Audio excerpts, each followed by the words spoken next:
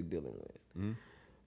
You can get on Facebook, on the internet, on social media, and you see others, right? You see other people that you may know from school, from your job, or anything, like whoever your friends on Facebook.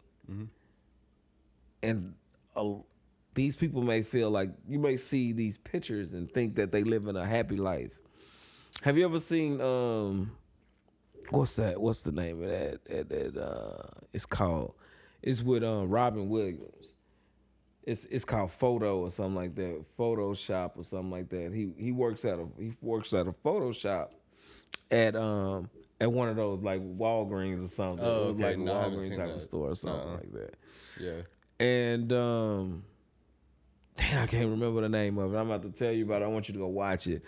But it just, the way that movie was, it really explains what's going on right now. He used to look at these pictures that this family would bring up there and get developed, and he wanted to be a part of that family. So he became obsessed with this family because they looked like a happy family. They looked like they had fun. It was great. They loved each other and things like that. But when he started stalking them and seeing like their life for what it really was, the husband was cheating. Mm-hmm. They didn't have a happy life and things like that. And it like broke him down. But it kind of like reminds you like what social media is right now. Because people will take these pictures and show this video of like they're living their life, they're on vacation, having so much fun. And you're sitting there thinking, oh, they got the perfect life. What is it? Relationship goals or, stuff like that. And then they get their feelings hurt when those guys' relationship wasn't that great. Yeah. And then you might look at it as an example for something that you might want to build. Yeah. Yeah. Exactly. And then you get disappointed because it's not what it seems. It's not what it seems. seems. It's not what it looks like. Yeah. Yeah. Yeah, and that happens a lot. You peel back those layers, you see what the truth is. Yep. It happens every day. Every day. There's been a lot of people that I've kicked it with. I'll see their Instagram or I'll see their Snapchat or their Facebook. And I'm just like, man, they got it going on. They got a lot of shit popping. Yeah. And you go hang out with them and they're just as lost as you are. like I don't know what I'm doing, man. Hell yeah. Like, we're all just trying to figure it out, you know. Yeah. Trying to figure your lane out, try to figure out your way, you know. We really are, man. It's crazy out here because, just that little thing, like even with yourself, you question yourself a lot. And it's crazy because people, when they see your picture or see something that you're doing, they're thinking you're so successful, you're so where you want to be, and you like, no,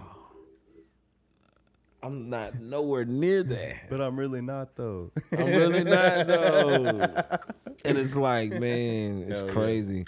Yeah. I mean, well, say what you're going to say? I was just saying, it's just people, they often think about like the end goal and they think so highly and they kind of portray that they're already there versus like just documenting like the process of getting there. Like I think the process of getting there is way more interesting than actually just being there, because like being at your end goal, you don't just get there by wanting to be there. You do it by putting in the work, you know, by the actions of what you're doing. So that's just what I was gonna say. I was just gonna say that people are really quick to put that end result up on Facebook and on Instagram. Oh, and and it's like people are almost like, I'm not gonna necessarily say like ashamed, but they don't want to document the process of how they got there. They want to document the end result, you know. So yeah, some of them even not even at the end result, but yeah, you know, they'll play it like that. But like I say, I just know that it could be a point to where, you know, you're not feeling too great about yourself, and then you seeing somebody else doing some stuff, and you're like, oh man, I'm a loser. You know? yeah, you feel like that. I'm a loser, man. Look at this, man. Look, man, what am I doing? And look at what they're doing. Yeah, you know, they're having fun. They having fun. I'm sitting there depressed. Hell yeah, looking at them, looking at this phone. Hell yeah. Like, man, come on, man. So hell yeah. Yeah, so I do understand, man. And sometimes you gotta snap back out of it. You You do. Wipe, dust your hands off and stuff and just get back in it.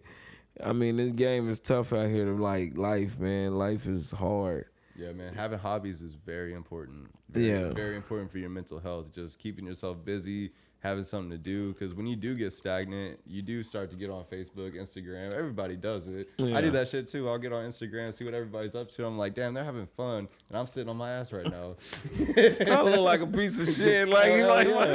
Hell yeah, bro. And it's just, it doesn't feel good. But but I've noticed that whenever you get busy, you kind of get focused on something. You get like you don't even have to have a goal. You just get focused and get your hands busy. Yeah. And once you get busy, you start to develop these goals that you want to achieve within like what you're doing. So I think hobbies are very important. Yeah. Yeah. Yeah. You gotta keep yourself busy doing something you like, you know? Got to, man. Yeah. I'm trying to stay busy. Yeah. I'll figure it out. You know, we're working on it. Yeah, man. Dude, it's a process. It's a process for everybody.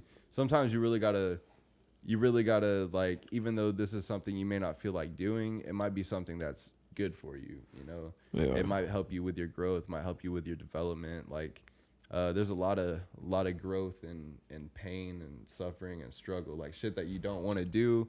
And I don't know if you know about David Goggins, but there's this dude. Who's that? He's a Navy SEAL, ex-Navy SEAL actually, and he promotes like the pain and suffering. He's real into like physical training and exercising and maximizing your day. He used to be like a lazy fat dude, and they told him he was never going to be a Navy SEAL. And he was like, I'll be damned, I am going to be a Navy SEAL. He always believed that he was going to be a Navy SEAL, and he just started forcing himself to get up in the morning and run. And he's kept that same, and work out and everything, and he's kept that same mentality, and he got through Hell Week. He made it to being a Navy SEAL. Like he was, I'm pretty sure like he was well ranked. I don't know for sure what his ranking was, but he won some awards. And he even said like at the ceremony when he got presented with like one of his awards, he just looked at the crowd and he couldn't believe that, like, I'm here, I did it. Like, he didn't realize that he achieved that until he looked at all those people and saw the award. And there was something about that moment that it just became real to him, and he became who he wanted to be. He never thought during that process that this is who I am. He still looked at himself like that fat dude that was sitting on the couch, like eating cakes and like all that kind of shit and not doing anything. And he just said it kind of became real for him, like once he started achieving what he wanted to achieve. But that dude just promotes, like, I wouldn't call him a motivational speaker, but he promotes pain and suffering. Like he talks about, like, sometimes he'll look at his sneakers for like an hour or two, have blisters all over his feet from running the day before, and then he'll go run 10 miles just to prove to himself that he can. And he said there's something about that pain and that suffering that grows him as a person, and it grows him as an individual, and it gets him closer to where he feels like he needs to be, you know?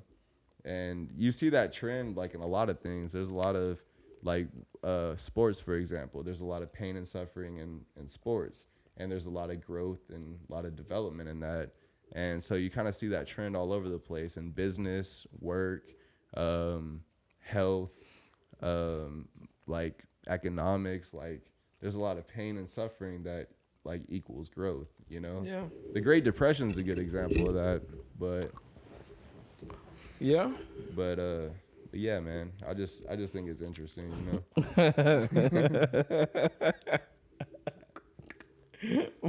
Why you say it like that? Like I was getting bored.